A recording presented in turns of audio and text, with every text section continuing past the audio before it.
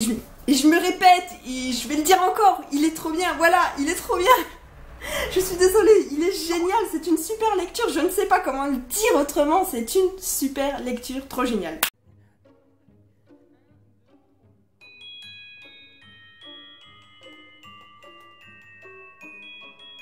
Bonjour tout le monde, voici une nouvelle vidéo sur ma chaîne. Alors, il se trouve que j'ai décidé de faire un nouveau format de vidéo. Avant, je faisais des bilans du mois où je vous présentais les 15 livres que j'avais lus parce que à une époque, je lisais beaucoup de livres dans le mois. Et puis, je me suis dit que ça faisait des super longues vidéos, que c'était pas forcément intéressant, que du coup, je devais passer vite sur certains livres, etc. Donc, je continuerai les bilans du mois, mais sous une autre forme. Et j'ai décidé que maintenant, je ferai des petits points lecture quand j'aurai lu 4 ou 5 livres. Et du coup, je ne vous présenterai que ces livres-là. Et je pense que ce sera plus intéressant. Donc je vais essayer de m'y tenir. J'espère que ce format-là va vous plaire. Et puis, eh bien, on va commencer tout de suite. Alors là, j'ai lu 1, 2, 3, 4, 5 livres. Et j'ai une lecture en cours à vous présenter. Donc je commence par Ma cousine Rachel de Daphné du Maurier. Qui est mon deuxième Daphné du Maurier et que j'ai beaucoup aimé. C'est une lecture très psychologique. Donc c'est l'histoire d'un homme qui a toujours vécu, donc il s'appelle Philippe, il a toujours vécu avec son cousin qui s'appelle Ambroise. Et pour lui, ce cousin-là, c'est le centre de son monde. Et un jour, ce cousin part en Italie et lui envoie une lettre comme quoi il a rencontré leur cousine Rachel et qu'il l'a épousée. Donc à partir de là, Philippe va pas trop apprécier, va se faire des films sur Rachel, etc. Et donc on s'en doute, Ambroise, c'est dans le résumé, hein, Ambroise, donc son cousin à Philippe, il va mourir. Et de là, tout va démarrer entre Philippe et sa cousine Rachel. Et c'est très bizarre parce que tout le long du livre, on ne sait pas trop s'il faut faire confiance à Rachel ou pas. Tout est écrit du point de vue de Philippe et à chaque fois que Philippe disait oui, je suis sûre que c'est Rachel qui a tué Ambroise, blablabla, moi j'étais là, ouais non t'en ferais trop, laisse tomber, c'est pas elle. Et puis quand il pensait l'inverse, j'étais là, je fais oh non, je suis sûre que c'est elle, je suis sûre que c'est elle. Et du coup, on est un petit peu baladé comme ça, on n'a pas vraiment la réponse, on n'a pas vraiment de solution. Tout le long du livre, on se pose la question de savoir si Rachel est vraiment honnête ou pas. Et franchement, c'est hyper intéressant parce que on a envie de savoir, on a envie de voir si Philippe se fait manipuler et tout. Et moi, j'ai passé un super moment avec cette lecture. Et en plus, bon, Philippe n'est pas un personnage que j'ai trouvé très attachant. Il a 24 ans dans le livre, 23 puis 24. Et il se comporte vraiment comme un enfant. Qui connaît pas grand chose au monde, qui connaît rien aux femmes parce que son cousin était misogyne et donc ils ont beaucoup de préjugés sur les femmes et pour eux les femmes c'est ça et c'est pas autrement, sauf que ben, la cousine Rachel elle est différente et donc voilà, et il agit avec impulsion, sans réflexion, il écoute pas les conseils qu'on lui donne, etc. Et c'est un personnage que j'ai trouvé vraiment énervant. Par contre, j'ai beaucoup aimé la cousine Rachel, qui, voilà, on sait pas vraiment tout sur elle, mais je l'ai trouvée attachante. J'ai trouvé qu'elle avait une sacrée force de caractère et qu'elle avait beaucoup de répondants et je me suis beaucoup attachée. Donc c'est un livre qui se lit très très bien, c'est vraiment super intéressant. Je sais que franchement j'adore cette auteure et que j'ai bien fait d'acheter des tonnes de livres d'elle. Et la fin laisse quand même assez pantoise. Moi j'étais comme ça. Non. On sent un peu que ça va se terminer comme ça, mais c'est tellement brusque et tellement... Tadam, voilà, c'est fini. Quoi? Attends, non mais non. Limite... attends, il reste des pages. Ah ben non. Voilà, donc vraiment un super bon livre. Ensuite, j'ai lu le tome 2 de la trilogie de l'héritage, donc Les Royaumes déchus de N.K. Jemisin. Je prononce sûrement ça très très mal. qui fait suite au tome 1 qui était les 100 000 royaumes, mais je pense qu'il peut se lire si on n'a pas lu le tome 1, puisqu'il est avec une nouvelle narratrice, une nouvelle héroïne, et que finalement, quand on a lu le tome 1, on comprend beaucoup mieux certaines choses et tout, que l'héroïne, elle, ne comprend pas. Et je me dis que, comme tout est expliqué finalement, puisqu'il faut bien que l'héroïne finisse par comprendre les choses, que si on n'a pas lu le tome 1, eh bien, en fait, on est aussi perdu que l'héroïne, et en fait, du coup, on a les révélations en même temps qu'elle, et on comprend en même temps qu'elle, donc ça doit pas être une lecture, ça doit être une lecture différente, en fait. Mais je pense, je suis pas totalement certaine, mais à mon avis, c'est écrit de telle manière qu'on doit pouvoir lire le tome 2 avant le tome 1, et le tome 1 servirait de préquel. Enfin, je trouve ça intéressant de se dire qu'on pourrait peut-être lire la trilogie dans un autre ordre. En tout cas, c'est ce qui fait un peu ce qui me plaît dans cette trilogie. Après, l'histoire en elle-même est très intéressante au niveau de la mythologie, puisque ça parle de dieux. Donc en fait, le monde est composé de 3 dieux. Ces 3 dieux-là ils ont couché ensemble, tout ça, et ils ont fait des enfants qui s'appellent les génitures, qui sont aussi des dieux, mais c'est les fils des 3 grands dieux. Les enfants des 3 grands dieux, mais ils sont aussi des dieux. Et puis ensuite, ils se sont amusés à faire des humains, donc des mortels qui mouraient. Et puis ensuite, il y a eu... en fait, les dieux ont couché avec des mortels, et là, ça a fait des enfants démons. Et ces démons-là, en fait, étaient mortels, donc ils mouraient, mais ils avaient des pouvoirs de dieu. Et enfin, voilà. Et c'est très intéressant de découvrir ce monde que je trouve vraiment... Enfin, franchement, l'idée est super bonne. J'avais jamais vu un monde comme ça, etc. Et j'aime beaucoup. L'histoire en elle-même est super intéressante parce que, en fait, c'est toute une bagarre entre les humains, les dieux. C'est aussi parce que les dieux, ils se sont battus, etc. C'est aussi une retrouvaille entre eux. Enfin, je sais pas comment expliquer, mais en fait, c'est un peu une... savoir qui doit avoir le pouvoir entre les dieux, les humains, tout ça. Et c'est assez intéressant. Et dans ce tome-là, l'héroïne est aveugle et ça donne vraiment un plus, puisque moi, des fois, j'ai l'impression d'être dans le noir comme elle, d'être complètement perdue, de rien voir. Alors que bon, je ne suis pas aveugle et je vois, mais du coup, on se mettait vraiment dans la tête de l'héroïne, et elle a la particularité de pouvoir voir la magie, et du coup, pareil, j'ai l'impression de voir des trucs comme elle, enfin, on est vraiment bien dans sa tête, c'est vraiment très bien décrit, c'est vraiment très bien écrit, je pense aussi, j'aime beaucoup, voilà, comment c'est écrit, et j'aime assez les personnages, ils sont assez intéressants tous, mais... il y a quand même quelque chose qui me dérange, que ce soit dans le premier tome ou dans le deuxième tome, c'est au niveau des relations, surtout les relations amoureuses. Ça me laisse complètement froide, je trouve que c'est pas du tout... que les sentiments ne ressortent pas du tout, on ne ressent rien en lisant ce livre, je trouve, et ça me manque un peu parce que moi j'aime bien ressentir des trucs quand je lis un livre. Et voilà, donc c'est vrai que ce serait le gros défaut de cette trilogie. Bon, pour l'instant j'ai lu les 2 premiers tomes, mais... on sent pas assez les sentiments, et pourtant ils sont décrits et tout, mais on ressent rien. Moi en lisant les sentiments et tout, moi ça m'a rien fait du tout. Et voilà, mais l'histoire en elle-même est vraiment intéressante. Voilà, donc une bonne lecture, pas extraordinaire non plus, mais une bonne lecture. Ensuite j'ai lu le tome 2 de Meg Corbin, donc Volet Noir, de Anne Bishop. Et j'avais adoré le tome 1, mais vraiment, moi qui n'aime pas trop la Beat-Lit, enfin qui a toujours eu des déceptions en lisant de la Beat-Lit, j'avais adoré le tome 1. Et alors, j'avais un peu peur avec ce tome 2 en me disant est-ce que ce sera aussi bien et tout. Et oui, c'est vraiment toujours aussi bien.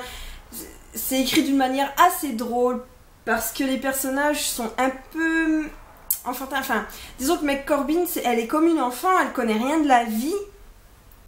Et les autres, donc les terrains indigènes, donc qui sont des loups, des corbeaux, etc., ils connaissent pas les humains, et ils ont une façon de voir très animale, puisqu'ils sont un peu des animaux à la base, en plus dangereux, et du coup, c'est hyper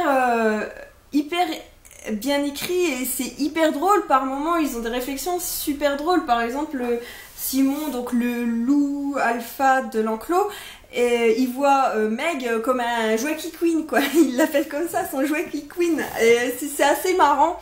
Il y a des expressions comme ça qui sont très rigolotes, je trouve, et c'est très prenant. Et puis, il y a donc des humains aussi dans ce livre. Donc, il y a les humains qui sont du côté des autres, des terres indigènes. Il y a la meute humaine de Meg, qui est amie avec Meg. Et il y a les flics. Les flics sont très très bien. Et puis, il y a les autres humains, je veux dire. Vous savez, le genre d'humain que genre tout m'est dû parce que je suis humain, j'étais peut-être pas là en premier, mais comme je suis humain, et ben j'ai aucun respect pour les autres, tout, franchement, voilà quoi. De toute façon, les terrains indigènes, ben, c'est les méchants, enfin bon bref, franchement, mais tout le long du livre, j'ai juste eu envie de prendre les humains et puis de leur dire franchement, si vous vous faites massacrer, faudra pas venir vous plaindre, c'est de votre faute, c'est pas de la leur, enfin, etc. Machin. Oh, voilà, c'était déjà un peu le sentiment que j'avais dans le tome 1, mais dans ce tome 2, c'est vraiment centré autour des autres et du coup, on a plus leur point de vue. Et on voit bien que les humains sont pas tout blancs dans l'histoire parce qu'au début, dans le premier tome, on a plus l'impression que les autres sont effrayants quand même, ils font un peu peur quoi, ils voient les humains comme de la viande. Donc on se dit waouh, c'est un peu flippant et tout, donc on les voit un peu comme les méchants et en fait au fur et à mesure on se rend compte que, enfin, ils sont peut-être pas si méchants que ça, en fait ils attaquent que quand on les attaque en premier. Voilà. Donc si vous connaissez pas, franchement c'est une très bonne série. Le premier tome comporte beaucoup moins d'action, il se centre surtout beaucoup sur la découverte de Meg dans l'enclos et des autres. Mais moi c'est ce qui m'avait beaucoup plu, toute cette lenteur, toute cette découverte, etc. Il y a beaucoup plus d'action dans ce tome là, mais du coup on voit moins Meg et c'est un peu dommage, mais bon ça reste quand même un très bon deuxième tome et j'ai très hâte d'avoir le troisième. Alors, ensuite, j'ai lu, je pense que ce sera le meilleur livre du mois et peut-être même le meilleur livre de l'année. Et peut-être même un des meilleurs livres que j'ai lu voilà. Ce sera un peu un de mes nouveaux chouchous, parce que j'ai toujours mes chouchous que je vous parle tout le temps, genre Le Faire ou Mourir de Claire-Lise Marguet, la trilogie de Bartiméus de Jonathan Stroud, Tisse tous les pouces verts de Maurice Druon, etc. Et celui-là, eh ben, il rentre dans cette catégorie-là. Donc il s'agit de Aristote et Dante découvrent les secrets de l'univers de Benjamin Aliersens. Je ne sais toujours pas prononcer son nom. Franchement, mais arrêtez tout de suite cette vidéo et allez l'acheter et le lire. Voilà, c'est tout. Ce livre est extraordinaire, il est génial. Je me suis lu la fin 4 fois et les 4 fois j'ai repleuré tellement c'était beau. Et ce livre est beau et il fait ressentir une tonne d'émotions et j'adore juste comment que c'est écrit. Et en plus, donc c'est du point de vue de Aristote qui s'appelle Angel. Aristote, c'est très mignon je trouve. Et il a une façon de voir le monde, de voir la vie, d'écrire qui est tellement à la fois drôle, mélancolique, déchirante, belle, enfin tout ce que vous voulez. C'est pourtant une écriture assez simple mais qui est aussi très poétique. Et en plus Harry il est un peu le genre d'ado qui se comprend pas lui-même, qui se retrouve pas, qui est un peu déprimé, un peu perdu.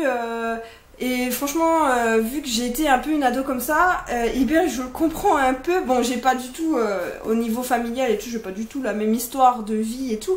Mais vraiment, j'ai vraiment pu me mettre dans la tête de Harry et le comprendre sur plein de choses. Surtout sur sa difficulté de mettre des mots sur ce qu'il ressent, de s'admettre à lui-même qu'il ressent des trucs, etc. Et puis bon, Dante, il est trop mignon et c'est marrant parce qu'ils ont pas grand chose en commun finalement, mais ils s'entendent tellement bien tout de suite. Il y a ce petit truc entre eux qui met plein d'étincelles et tout. Et puis je sais pas, franchement c'est hyper prenant, hein. J'ai beaucoup aimé l'histoire d'Aristote, de ses parents, de son frère, comment il ressent toute cette vie de famille, ce qu'il essaye de comprendre, etc. C'est juste génial. Franchement, je peux pas trop en dire, j'ai trop peur de vous gâcher la lecture, mais ce livre est juste génial, c'est une pépite. Hein. On parlait de joyau caché l'autre coup dans un tag, ben voilà, le joyau caché, c'est ça. Il est magnifique, il est prenant, touchant, tout ce que vous voulez, c'est le genre de livre que je voudrais lire tout le temps. Et qui manque des fois un peu, mais vraiment c'est un magnifique livre et voilà, je le recommande, je le conseille, lisez-le, sautez dessus. J'ose espérer qu'il vous apportera moi ce qu'il m'a apporté. Après bon, c'est sûr qu'on n'a pas tous les mêmes goûts, il y a sûrement des gens qui ne vont pas l'aimer, mais je pense qu'il faut le lire et qu'il est trop bien et qu'il est génial et que voilà, c'est trop bien. Je l'aime. Je suis amoureuse de ce livre. C'est mon nouveau petit copain. Voilà. Je déconne. Bon bref, voilà. Je vous le conseille. Puis ensuite, il me fallait une lecture doudou. Il fallait que je mette ces sentiments de côté que Aristote et Dante m'avait apporté pour lire quelque chose que j'avais envie de lire, une petite histoire d'amour mignonne et tout, qui pourrait me faire un petit peu redescendre de mon nuage, enfin redescendre un petit peu de toutes ces émotions qu'il m'avait apportées pour pouvoir continuer de lire, parce que sinon j'allais faire un bug, j'allais plus pouvoir lire. Tiens, on parlait de book on cover, que je disais que j'en avais jamais fait, et ben en fait, voilà, j'ai failli en faire un là. Et donc je me suis lu Tous les garçons et les filles de Jérôme Lambert. C'est une histoire d'amour trop doudou, c'est vraiment mais tout pelucheux. Je sais pas comment dire, mais c'est trop mignon. En fait c'est Julien qui arrive au lycée et pareil, je me suis pas mal identifiée à lui parce qu'il comprend pas les autres, il se sent à côté de la plaque, il a envie de leur plaire mais il sait pas comment faire. Enfin, voilà, c'est excellent parce que on dirait moi, tu vois. J'aime bien me retrouver dans des personnages parce que souvent quand je lis des littératures adolescentes, je me retrouve pas du tout dedans. Je me dis, ah ouais, moi j'aurais jamais réagi comme ça. Et je me sens encore comme l'extraterrestre que j'étais quand j'étais au lycée et tout. Alors que là non, pas du tout, justement. J'ai pu vraiment m'identifier à Jérôme.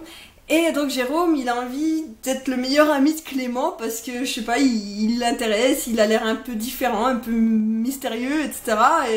Et voilà, il est seul comme lui, enfin, Sarah, donc il veut être son meilleur ami, mais il sait pas trop comment on devient le meilleur ami de quelqu'un, et c'est tellement doudou, mais vraiment, franchement, j'aurais bien voulu 200 pages de plus, tellement c'est marshmallow, moi j'adore, c'est trop mignon, c'est juste une histoire comme on en croise tous les jours et tout, mais sauf que c'est avec deux garçons, au lieu que ce soit une fille et un garçon, et c'est super mignon quoi, c'est le genre de livre à câlin. Quand on a lu ça, après on a plein de caries parce que c'était tout sucré et ça fout la pêche et du coup voilà, j'étais super contente de lire ce livre. C'est trop mignon et franchement je le ferais bien lire à des ados parce que je trouve que ça rafraîchit puis ça permet aussi de connaître d'autres formes d'amour que l'amour toujours hétérosexuel. Voilà. Voilà, et maintenant, bah là tout de suite, j'entame le tome 3 de la trilogie de l'héritage, donc Le Royaume des Dieux de N.K. Jemisin. Donc j'ai découvert que c'était du point de vue de Sié, je suis un peu déçue, je m'attendais à ce que ce soit du point de vue d'un autre point de vue, bon je peux pas trop en dire, sinon je vais vous spoiler trop le tome 2, mais voilà, et du coup bah, c'est du point de vue de Sié, et j'aime beaucoup Sié, mais j'avais pas du tout envie d'avoir son point de vue, alors en commençant ma lecture j'ai fait ah ouais bon, je sors de 2 super bons livres. Même le Meg Corbin était une très bonne lecture et là ben, j'ai pas du tout envie de reprendre ça, donc ça va être une lecture un peu compliquée, surtout que c'est plus gros, il fait 600 pages etc. C'est pas que c'est pas bien, c'est intéressant, mais je sais pas, j'espère réussir à rentrer dedans, on verra. Je pense pas que je l'abandonnerai, je le lirai puisque j'ai envie de lire la trilogie complète, mais voilà, ça va pas être une lecture facile je pense. Donc voilà, ça c'est ma lecture en cours et ben, ma prochaine lecture ce sera certainement, je n'en sais rien, voilà. Je ne sais pas, nous verrons bien. Sur ce, et eh bien voilà, on arrive à la fin de cette vidéo. N'hésitez pas à me mettre des commentaires pour me dire si vous avez lu un de ces livres ou s'il vous fait envie ou si je vous ai tenté, et j'espère vraiment que je vous ai tenté pour Aristote et Dante. Et voilà, et on se voit une prochaine fois en vidéo et à plus.